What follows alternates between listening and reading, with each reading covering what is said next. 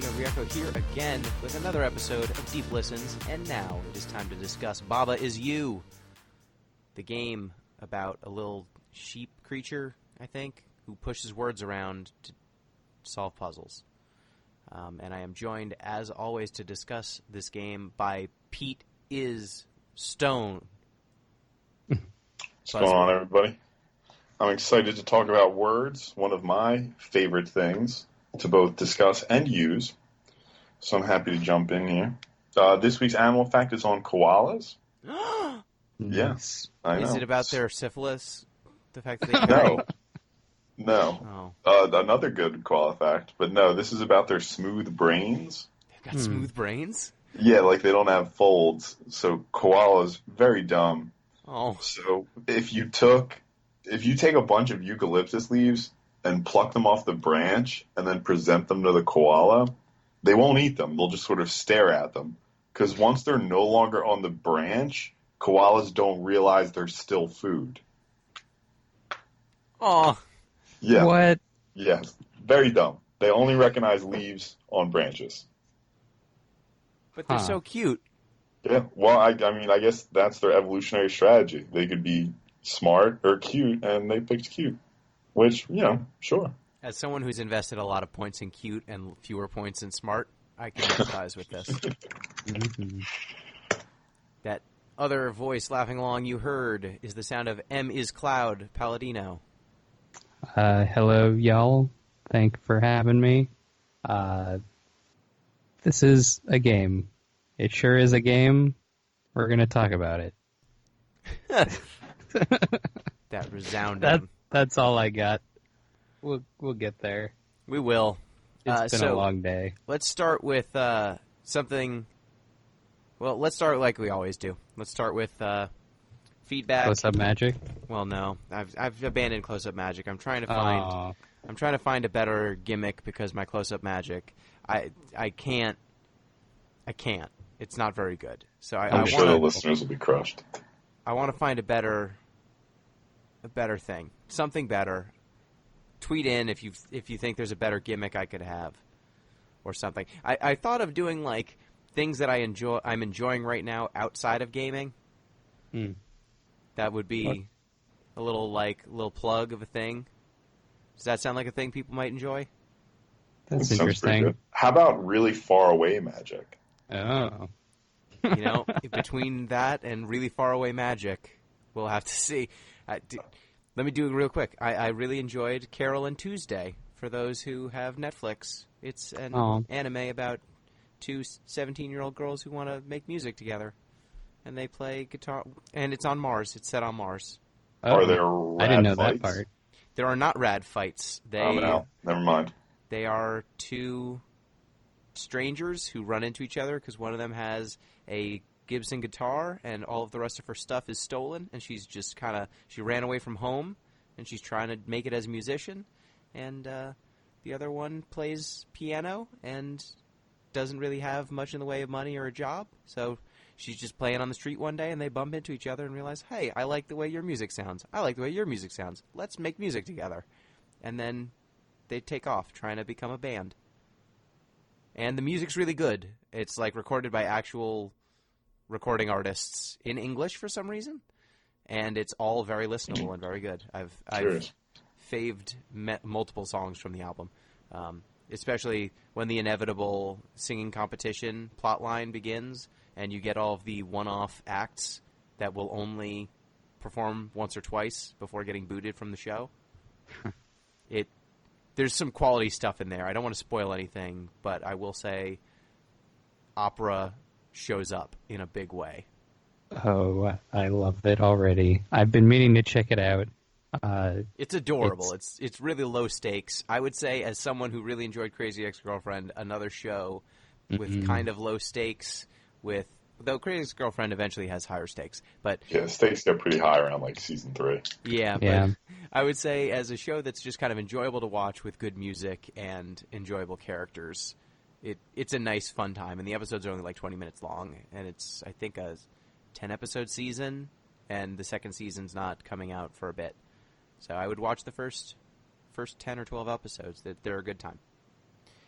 All right. So now let's get to feedback. You can reach out to the show at DeepListensPod on Twitter, deeplistens.libsyn.com. We've got our comment sections, and deeplistenspodcast at gmail.com. And our feedback, we have, I think I'm going to save for the Final Fantasy podcast because people have been responding to our Final Fantasy II coverage. Oh, yeah? Jon in good Snow. ways or bad ways? Jon Snow as in Game of Thrones? As in Jonathan Snow. Oh. Of Okay. Game of Thrones. He's commented on our Final Fantasy II podcast. And Should give us a boost. yeah, he's got a lot of followers. So hopefully he'll steer some more comments. So you can look forward to that for our next Final Fantasy podcast where I guess we're watching The Spirits Within. Oh, boy. Oh, man. Oh, no. I want to get in on that. Well, you're welcome. Join us in our suffering. But That movie. Oh, boy. I haven't seen it, so we'll see. With that out of the way, I think it's time for the Discord report.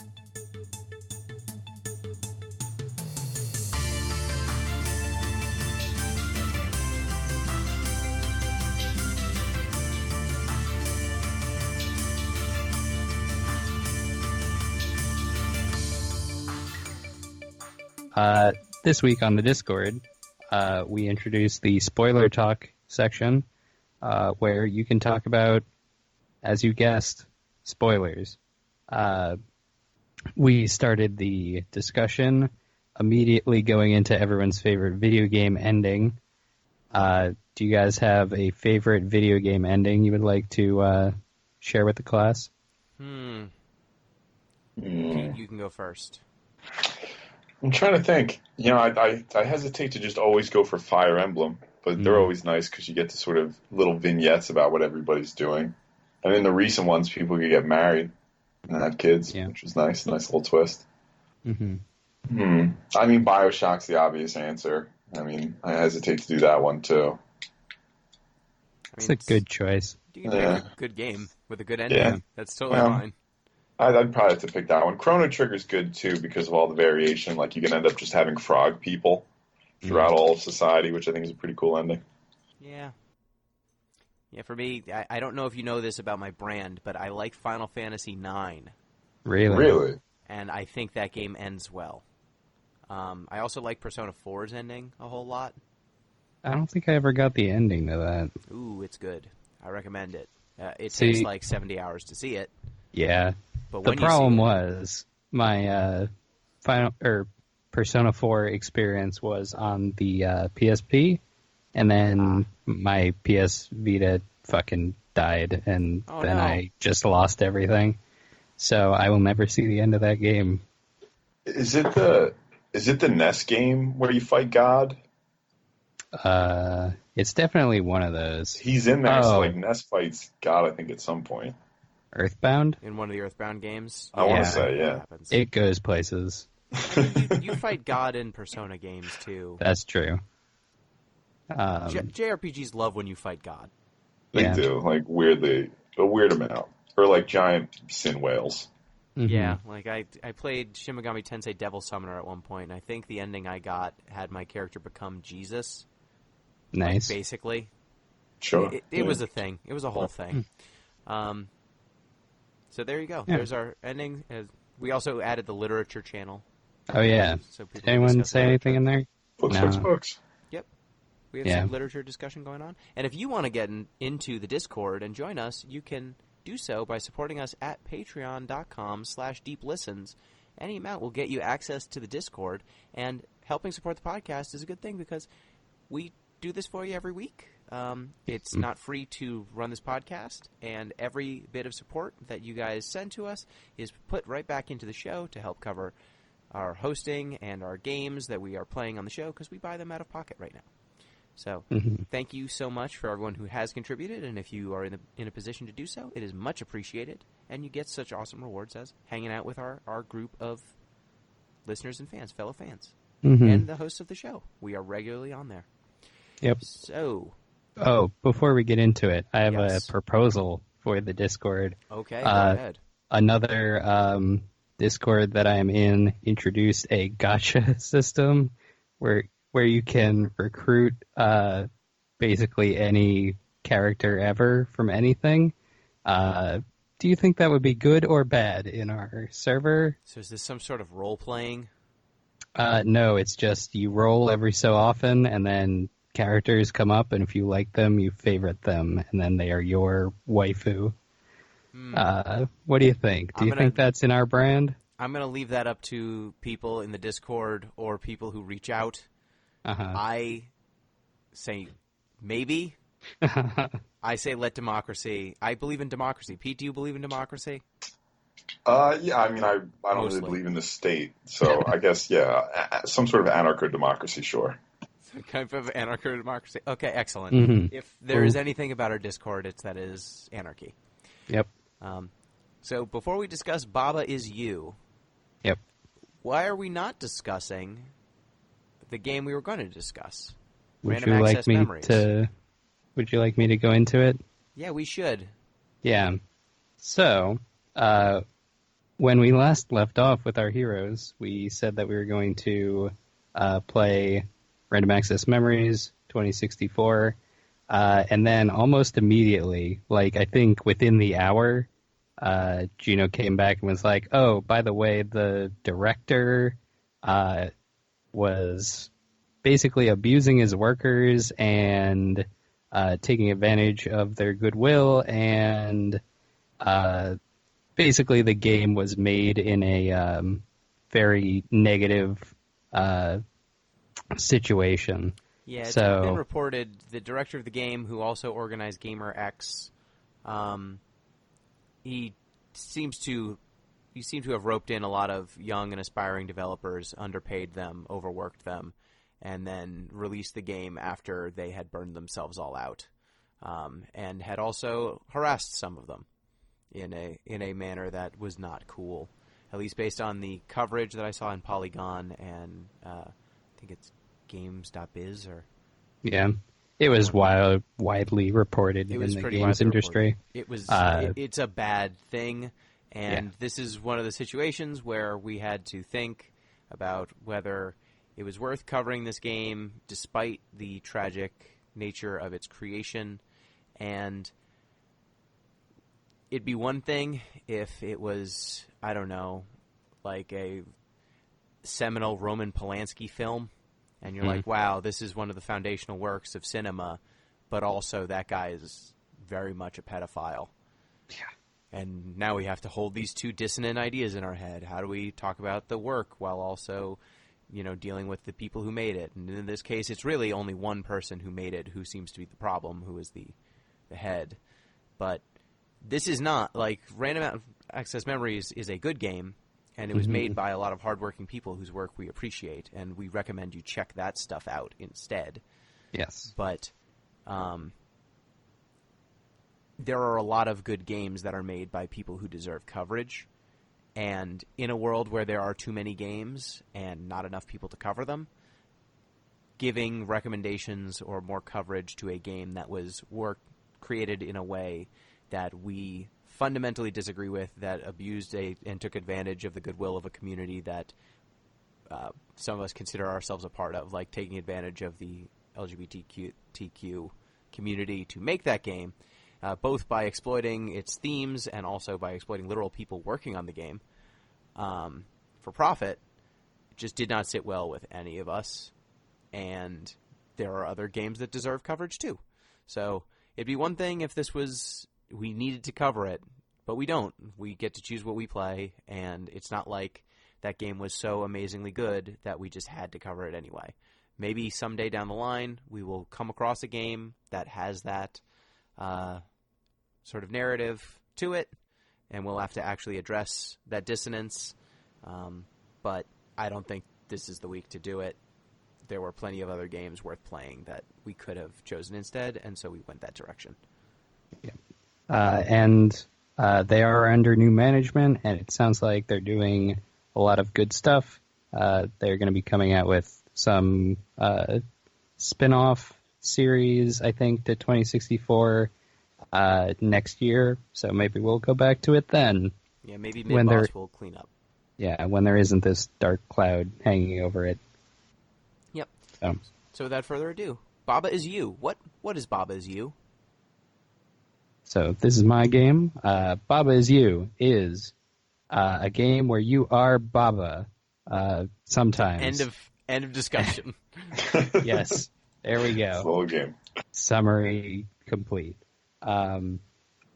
Sometimes you are Baba. Other times you are Wall. Other times you are Flag. Because you are constantly changing the noun to what's the parts of speech? So it's like a noun to adjective. Something is something. yeah, well, the technical grammatical term would be apposition. So something is in apposition to the noun, and you are changing what that thing is. There you go. I am an English major now, and I don't know that. So That's more from Latin than English. So fair enough. But in the game itself, you are playing as Baba most of the time. You are pushing around words to form short sentences. And by doing so, you are changing the rules of the world that you are in order to get whoever you are onto, usually it's a flag, to signal the end of the level. Whatever is win. Something is win. Touch it and you end the level. Congratulations, you get a flower. Or become it. Yeah, or become the thing, which also works. Yeah, so this game is mostly about figuring out the different combinations of words, which will be represented as text, and then the objects in the world to kind of manipulate them. Early on, you'll move things around, like make things pushable, but if things aren't pushable, you can walk through them. They have no properties. So if verbs or nouns or adjectives aren't involved with an object, they have no mechanical properties at all. All of the mechanics are written on the screen in the form of these short sentences, which is a really clever idea. I like the central mechanic. Was there any early level or any mechanical concept that really jumped out to you and really impressed you?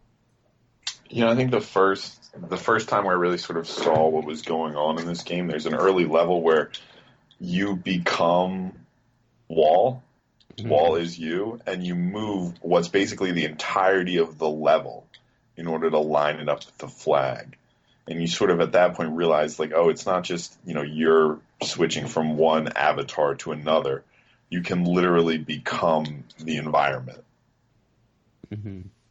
Yeah, there was one level where there were robots moving around, and they, just robot is move, and then you could change what happens when they get to the other side of the level, because there's a river that you can't cross.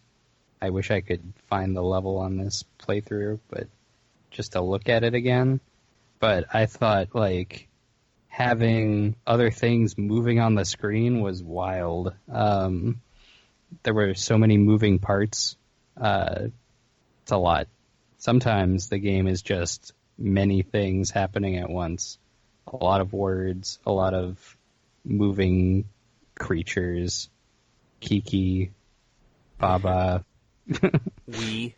We, yeah. Yeah, there's a bunch of stuff. One of the things that jumped out to me was at very early level, you're surrounded by a wall all around you, and you've got text in there, inside with you. And I just kept trying to find a way to get out, because I think there was a door that was locked, and I didn't have any way to get a key or get anything to open the door. Because if anything is open, it essentially functions as a key to open anything that's locked. So I was trying to find a way to get a key, and then I looked around and realized there was no text. There was no wall text anywhere. So the wall had no properties. And my mind was just like, oh, there's a wall. I can't go through it, because earlier levels use the wall as a barrier. And this level, it happened to explicitly omit any sort of barrier functionality to the wall. So the wall did nothing. It was cosmetic, purely cosmetic. It never did anything. And I spent maybe 5 or 10 minutes wandering kind of in circles, figuring out how to approach this problem that really, I was trapped in a prison of my own expectations. The level was actually very simple once I realized that the wall had no mechanics. And I felt like the game has a lot of revelations like that, where you think that something is impossible or think that something is insurmountable, only to realize that if you change like 1 or 2 lines of text, all of a sudden the level's very easy. And I thought those were the best levels for me. The levels where it starts out seeming initially impossible or incredibly difficult, and then realizing that 1 or 2 tweaks of the vocabulary just flip the level on its head. Mm-hmm. Yeah, I wonder. So really, it's a challenge to reification, the way properties get adhered to certain nouns. Like when we say chair, we all sort of picture a chair, and it shares these certain properties. It made me wonder if the game would have been easier if it just used nonsense words. So, like, if they didn't use the term wall, like, let's just say they used, like, Splugelthorpe or something, right? Then we wouldn't have these inherent characteristics that are associated with wall. We would just have Splugelthorpe. Hmm. And then we would have to figure out what was connected to that noun that is made up. Yeah, as in, like, we'd no longer have properties to worry about. We would just say, oh, we know Splugelthorpe is X, and it's connected to this Y. So we would never have these sort of preconceived notions based on the way these terms become reified.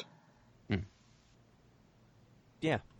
I think by piggybacking on... And they managed to, despite the fact that a central game mechanic is assigning new values to these objects, they managed to piggyback occasionally on how the objects should work in our minds in, I think, a smart way. Like, walls in this game almost always function as walls. It is an exception when they don't.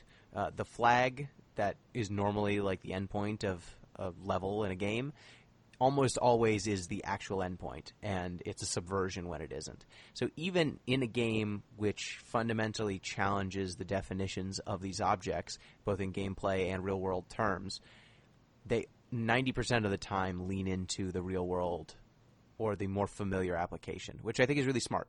It helps you perceive the actual challenge instead of having to reconceptualize your understanding of the world every single level. Like, you could every level just decide, okay, this time stone is immovable. Okay, this time Baba is the wall. It's just a wall made of Babas, and mechanically it would be exactly the same as the wall being a wall, except it would be much harder to understand.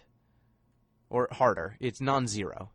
Understanding that the wall is a wall is, I think, a pretty easy leap to make. So were there any levels that you found especially... So we talked about, like, mechanically clever. There were some that I thought were just kind of clever from a, like, writing, almost a writing standpoint. Like, did you play the level Poem? Poem. The roses are red, violets are blue. I forget Yeah. the third line. Baba is you. Remember the third one? Yeah. That was the island stage. I think it was like Wall is stop, Baba is you. Yeah. Yeah, something like that. Yeah, I just found that one in my recap. That one's neat. Yeah, not especially difficult, but I thought it was very cool. Mm-hmm. There was one level that was just titled Horror, because it starts out with, like, Baba is you, and then you need to flip it to Empty is you, and then you control all the white space. Whoa. That's wild. Yeah, like, that's cool. Like, that's just, like, an inherently interesting thing to do. Mm-hmm. Yes. Yeah, and the level was titled Horror, and it's just like, oh shit, what do I need to do here? There's not many options. Empty is you, and then the level, you can't see yourself. You're just moving. Things are moving because you're moving into them, but you can't see anything. It's horror. Yep. Empty is you. Wild. Careful when you stare into the void. Yep. Yeah, this game has a lot of that. Like, there's a later level where you get the word level, and then you can move the entire level around, and that one's wild. There's so much to it. And it's a very simple, like, premise. Just moving words around to make all these things happen.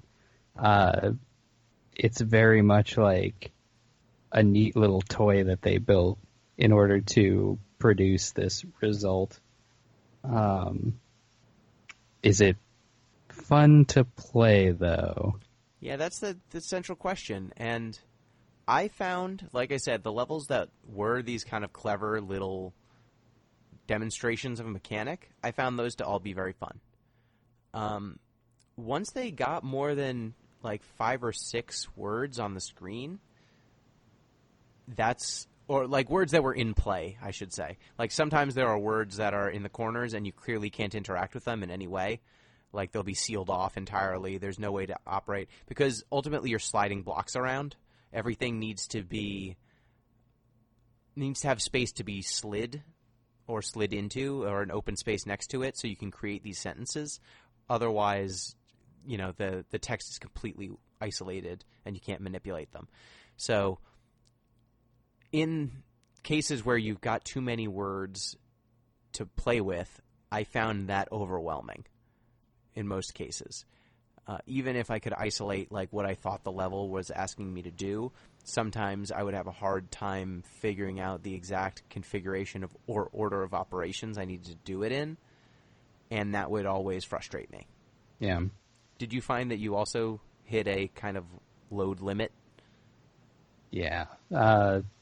Probably around... there were a few levels that had like cogs and stuff on the screen, which didn't necessarily like make it more difficult, but just to like set the scene for you. In that section, there were levels where I couldn't figure out how to get around this. It's like a little lake in the center to get like one key in the middle that I needed, or I thought I needed, in order to get what I was going for, which was, the exit. So I would just go around in circles over and over and over again. And eventually I got it. I don't know how, honestly, because it was just a long time, doing nothing. But I got through it somehow, so I guess it counts. I don't know what I did. I could not replicate it for you. Maybe there was an easier way to do it, but hell if I know. Yeah, sometimes you just rub the parts together and it works out. Yeah. Just playing the game, it seemed more interesting as an exercise in semiotics than a game. Mm-hmm. What's semiotics? Basically the study of language, or like the study of meaning, I guess. Mm-hmm. So like it started with this guy Saussure, and his big insight was sort of splitting between the signifier and the signified. So like the signifier is the word. I'll go back to chair again. That's the signifier, and the thing it denotes is the signified. So in this game, they're splitting that relationship. The signifier, Baba, doesn't really have a signified. That changes based on whatever you say Baba is. So Baba might be you, Baba might be push, might be melt, who knows. So it becomes more interesting that as sort of like a vacuum in which meaning's just like inserted into Baba, but doesn't actually adhere to it. So I spend a lot of my time thinking about that and less actually like trying to win puzzles, I guess.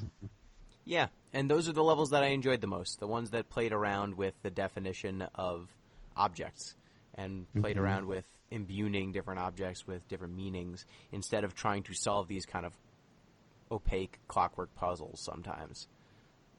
Even if the designs were clever, the inherent mechanic, almost the scribble knots aspect of the game, where you're just getting adjectives and nouns and verbs and combining them together to see what happens, I found that to be a lot more fun than playing to solve the puzzles, which I think is kind of my experience with Scribblenauts as well. Like, just writing down random words and having, angry rhinoceros fight Batman is way more fun than solving the, 20 or 30 puzzles that they throw at you. Uh-huh. When everyone knows the correct answer is always black hole. You are the void. See. One thing I found myself thinking when I was playing this game, too, is just how much Gertrude Stein would love it. Why? Yeah, I'll explain. I'll expand. If you don't know, Gertrude Stein was a very famous editor. She worked with Hemingway and all the modernists. But she had this book, Poetry and Grammar, in which she spent a lengthy chapter complaining about nouns, basically. So her point was nouns are static in ways that verbs and to a certain extent adjectives aren't. So if I said I'm a cyclist, that's dead at that point. That's just a thing I am and will always adhere to me. But if I said something like I cycle or I am cycling, that's an ongoing action. Right? Foucault took this point and sort of expanded it in the way that he tends to do, and he did it with criminality. So to say I am a criminal is a much different thing than to say I perform. Well, let's go the other way. To say I am a thief is a much different thing to say than I stole something. Right? One is just an action I performed at some point. The other one is a thing that I am. It's part of my essence. So Gertrude Stein's point was basically that nouns are boring because they just have these essential characteristics that don't really change. They are things. Yeah, right? I am a juggalo is not as interesting Yes. as I enjoy Fago. Yes. Or I embody, or what? So another. I am an insane clown. Judith Butler did the same thing, right? The sentence, I am a woman, is much different than I perform womanhood. And that was Judith Butler's point. So here you can see that. It's not as if Baba is you. Rather, Baba performs you-ness given the present context. It's a much more interesting way to approach nouns. True. This game does get a lot of mileage out of using nouns in non-standard ways. That was wild. I need to look up basically all of that because I understood the words. I did not understand the actual, anything. You can pick any Foucault book, basically. That's mostly Discipline and Punish and History of Sexuality. Judith Butler's Gender Trouble.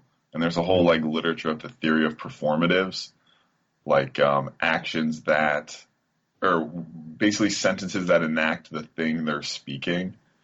So, I think the usual example is with boats. If you say, I christen thee the SS Juggernaut, that's both a sentence and the enactment of that sentence. So Judith Butler's example is when, a child is born and the doctor says, it's a girl.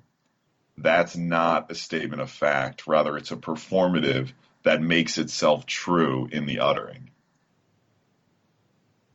Dope. Yeah, it gets pretty heavy. That is fairly heavy. Does knowing that make Judith Butler's books more readable? Gender Trouble's pretty readable. I liked it. I read it once. Yeah, that's good. Yeah, I think I've definitely read some Judith Butler. I think I'm just in my brain because I studied Virginia Woolf and Judith Butler at the same time. Virginia Woolf stuff. Yeah, that's Gertrude Stein's stuff too. Mm-hmm.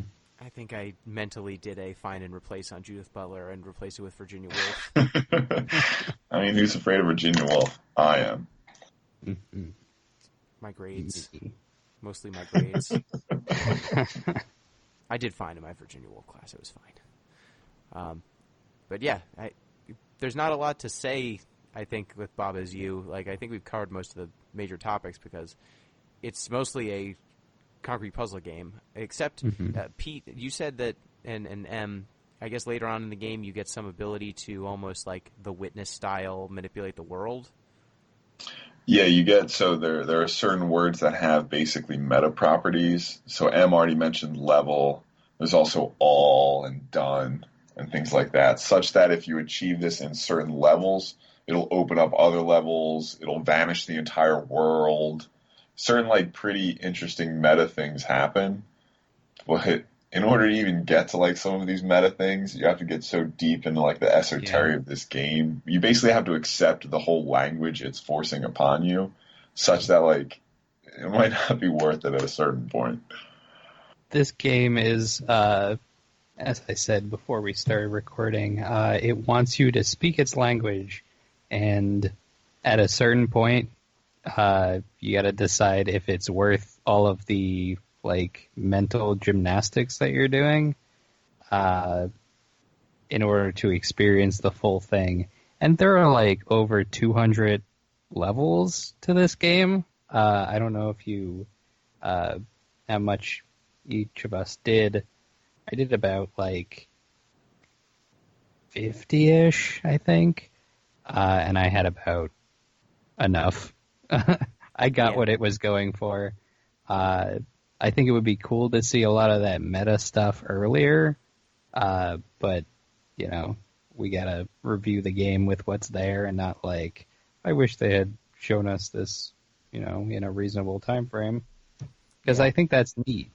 Like, that's really cool to, like, have this overworld, which for a while you're not really doing anything with, and then all of a sudden it's, like, part of the, like, words doing stuff, and then all of a sudden you change the world.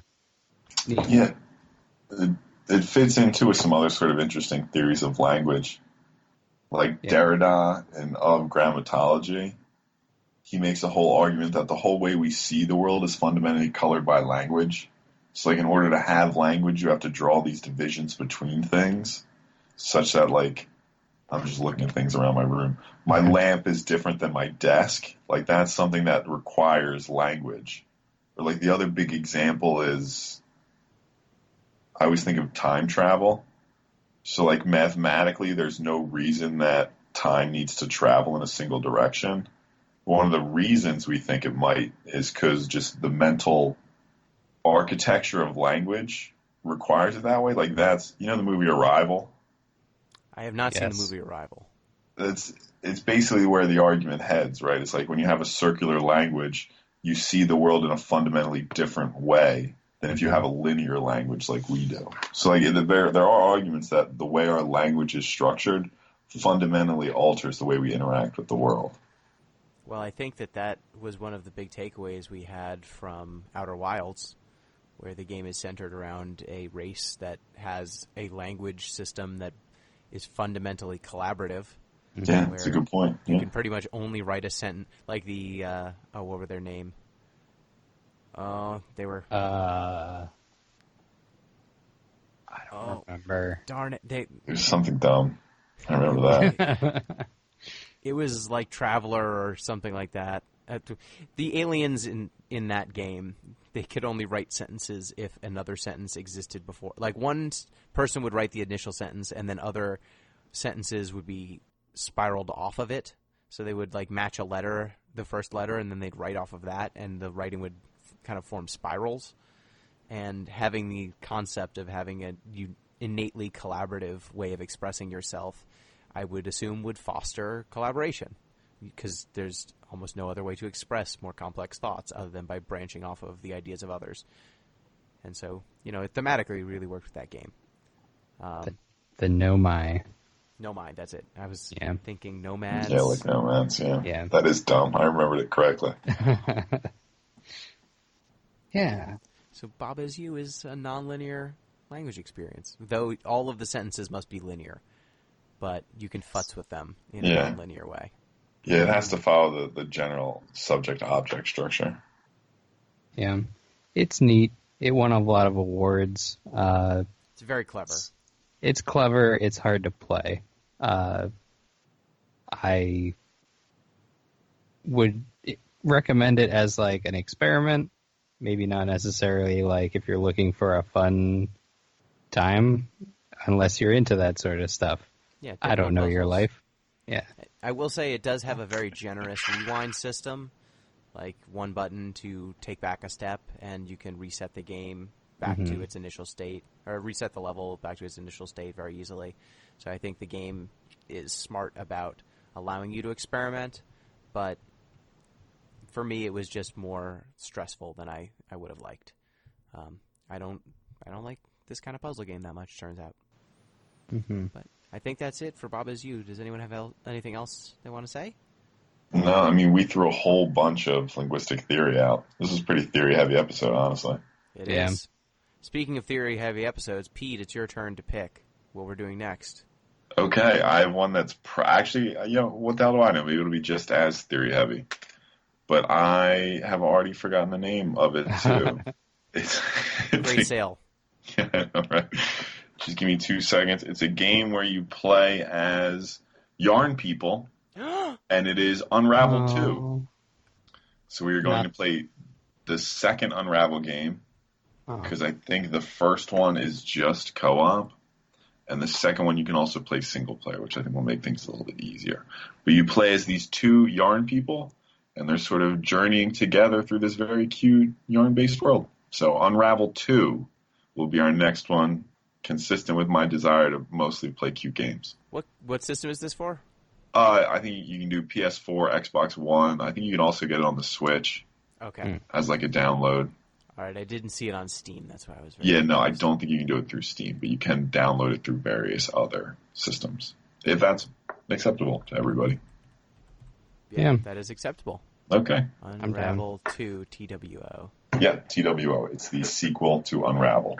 Yeah, it is out on Switch. Yes. Sweet. I'm all about Switch games these days, so if we could play the Switch more. Yeah, I'm all about yarn, so if we can keep that going. Yarn's pretty good. It is very good. Okay, it's out on PC, but I think you have to get it from the Microsoft Store, and that's why I didn't see it. All right. Well, that's it. Reminder, if you want to get in touch with the show, you can do so at DeepListensPod on Twitter, deeplistens.libsyn.com. We've got our comment sections, and deeplistenspodcast at gmail.com. You can also support the show on patreon.com/deeplistens. Thank you, Em. Thank you. Sorry we had some hiccups there, but we played this one instead. Yeah. It was nice. Don't exploit your workers, and then we'll play your games more. Sorry. Yeah. Thank you, Pete. Yeah, there's a lot of cool stuff to talk about with this game. Unfortunately, once you run out of cool stuff, you don't really want to play the game anymore. But it's cool for a while. And read those books I mentioned. They're cool, too. And thank you, listeners. Till next time. Peace.